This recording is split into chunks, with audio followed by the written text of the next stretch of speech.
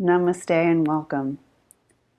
Today I am reading a spontaneous response to an email sent in response to the Buddha at the gas pump interview.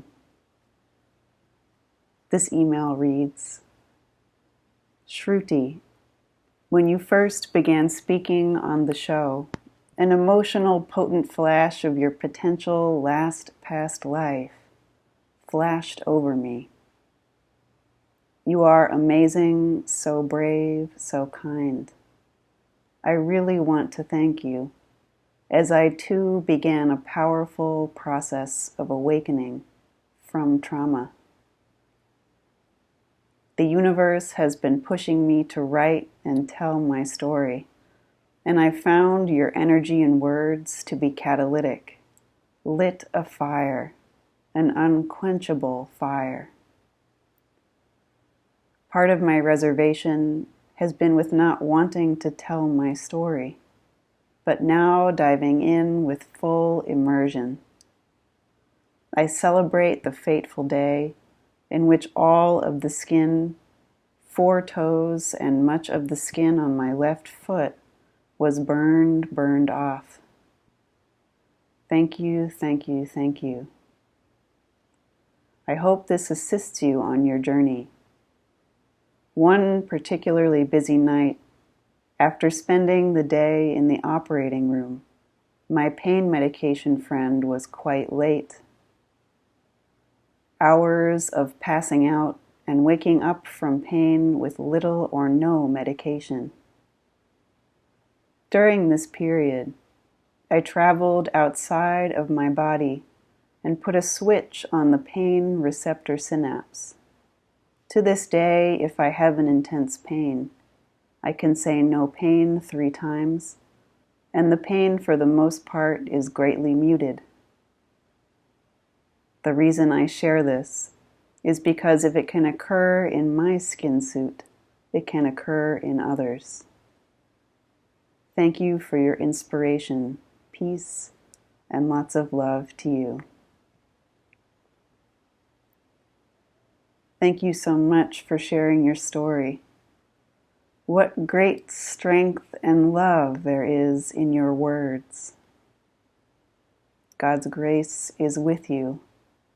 I love you now and always.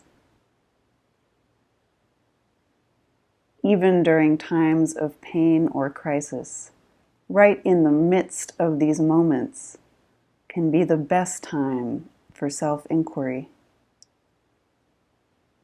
From my experience of awakening within a moment of great physical pain, I see it as very kind and compassionate and loving to provide these tools for self-inquiry for within these moments. The times of acute pain and difficulty are the times we most want and need to feel God's love and grace. We long to feel that we are carried throughout each moment of the crisis or the difficult experience. This is not a mental exercise. A true self-inquiry leads directly to God's ever-present embrace. Regardless of the circumstances, we can come to know how it is that we are already seeing all of the edges and endings.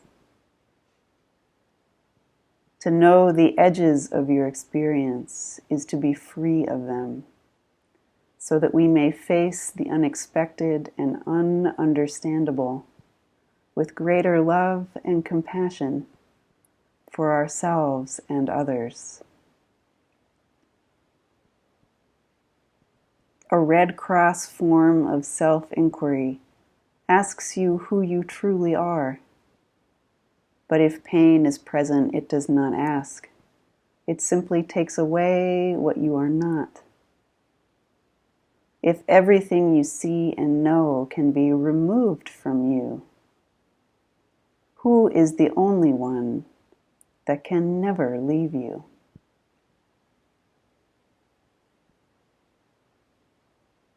Who is the last one, the one that has no edges? Who remains here first to perceive all borders and boundaries? Is your earliest place of seeing, your earliest perception, not already the most constant one in you?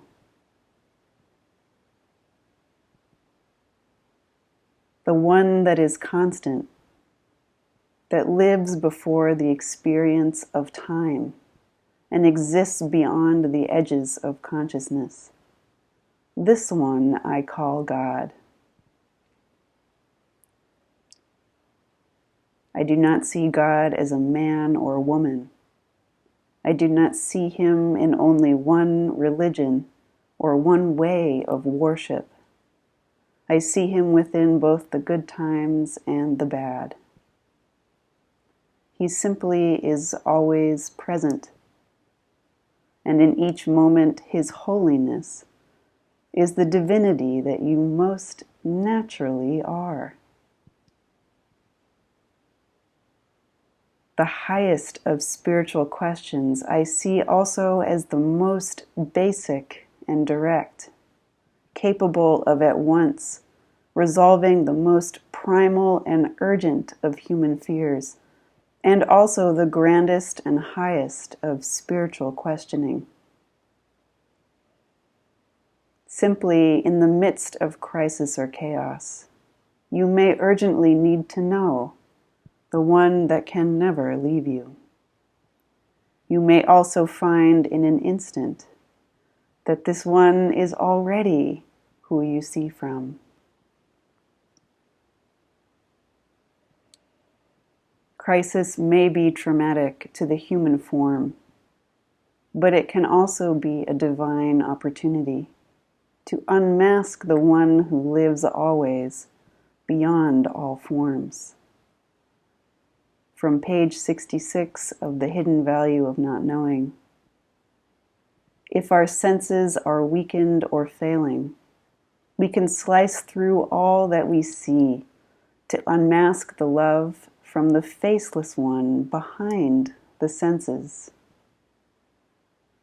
If we are bedridden, unable to move or speak, then we can look inward with cutting vision to see that outside is inside, and that our experiences can never dictate where we are looking from.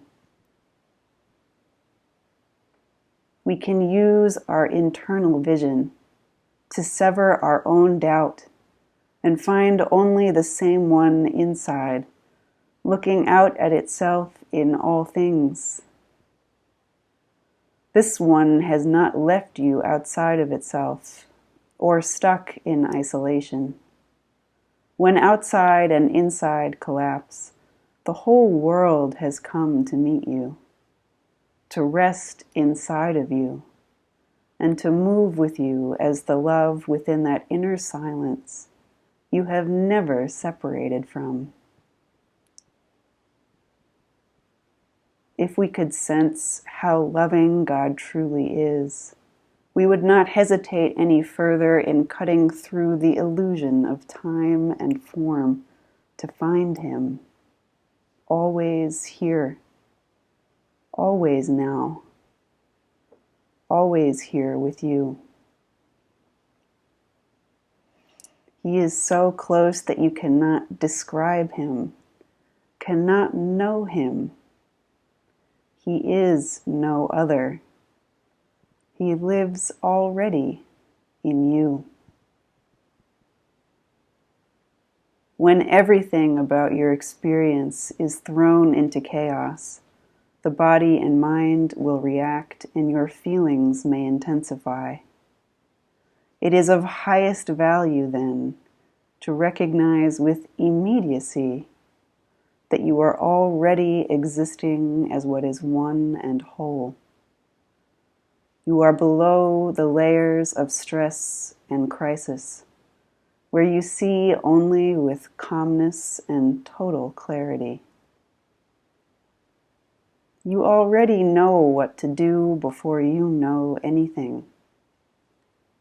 You are unmoved within all that you see that is moving. All of the layers of your experience may become electrified, but you are already safe and whole. You are the ground, the undamaged conductor. All intensity passes through you, but does not affect you at all. If you stay simply with awareness, in the midst of a chaotic moment, you may see that the mind can run 1,000 fearful stories, but you remain here first, as the clarity to see them. The feelings of fear or anger or distress can rise up and grip your chest, but you remain here first, as the calmness to feel them.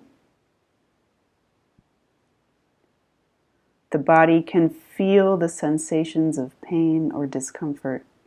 It can shake or shiver in panic and move on the impulse of automatic reaction. But you remain aware and still and quiet, always here, always first, as what is primary. You recognize first each feeling and sensation that passes before you. To simply recognize each layer of experience is to spontaneously drop back to your own self.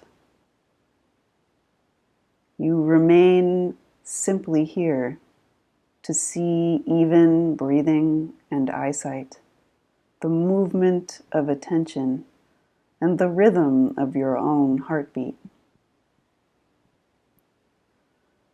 You may not know what is happening, but you move automatically and spontaneously as the pulse of the natural intelligence of life itself. To be truly free is not a passing state of calm, but a recognition of your own earliest being. How is it that you are aware of vision itself? How can you speak of consciousness or unconsciousness? How early must you be to feel your own heart beating? And if the lights of consciousness should fail before you, who is the one that is never failing?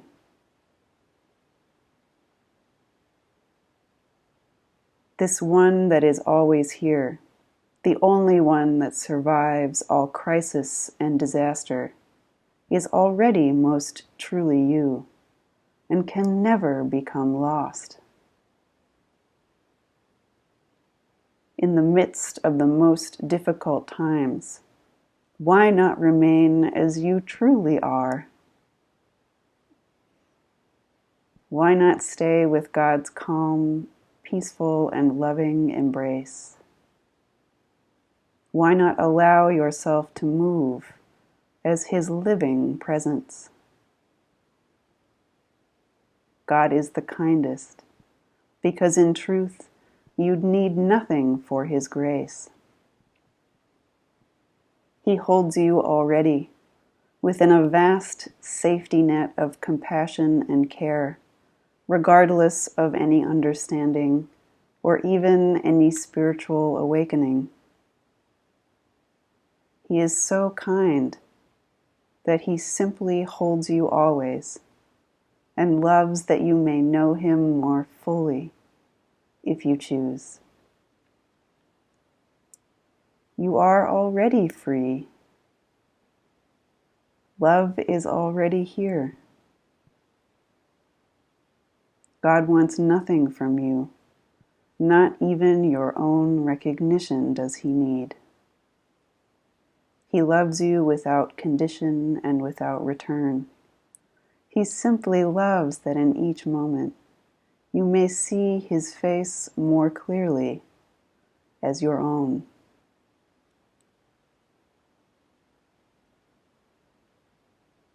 The Disney movie The Lion King is about young Simba's awakening within times of trauma and crisis. We see from his great distress that even Hakuna Matata will not ultimately satisfy him. My father is dead, he tells the wise monkey named Rafiki. And Rafiki replies, "Wrong again. He is alive, and I will show him to you." But Rafiki shows him only his own reflection in a pool of water. Simba says, "It is just my own reflection." And Rafiki replies, "Look harder. You see, he lives in you."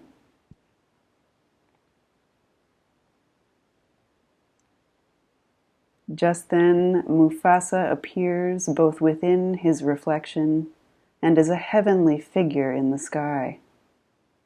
He says, "Simba, you have forgotten me." Simba says, "No, father, how could I ever forget you?" Mufasa replies, "You have forgotten who you are, and so you have forgotten me."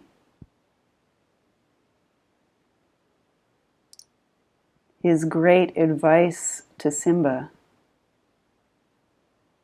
remember who you are.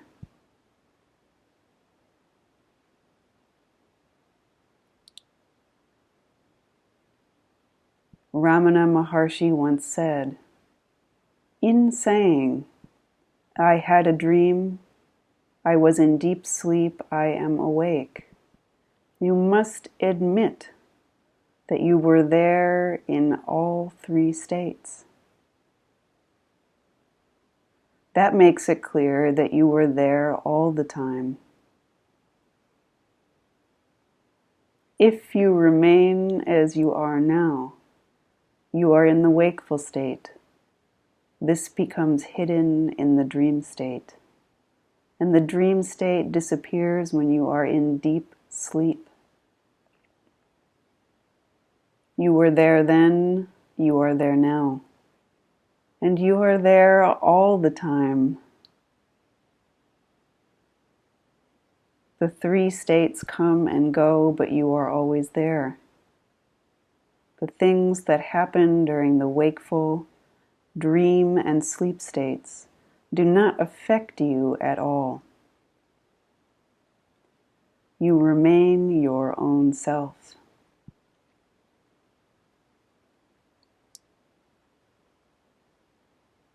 From page 5 of The Hidden Value of Not Knowing.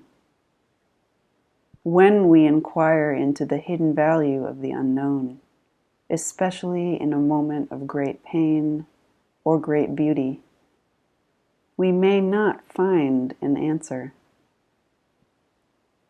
We may instead experience an out-of-the-question silence that contains a profound reverence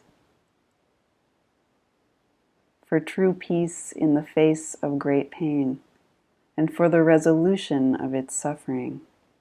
It is this unquestionable silence we must reveal within ourselves. It is not a tool to help better ourselves. It is not a painkiller. When the transient lights of our own lives are going out, and we no longer know anything, it is who we truly are, and we are already home.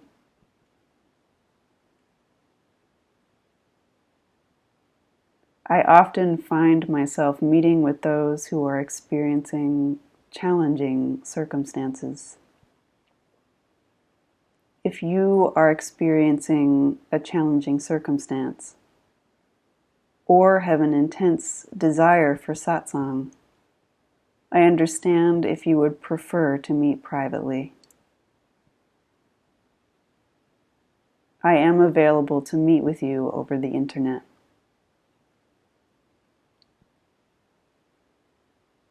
God is always with you. You are never alone.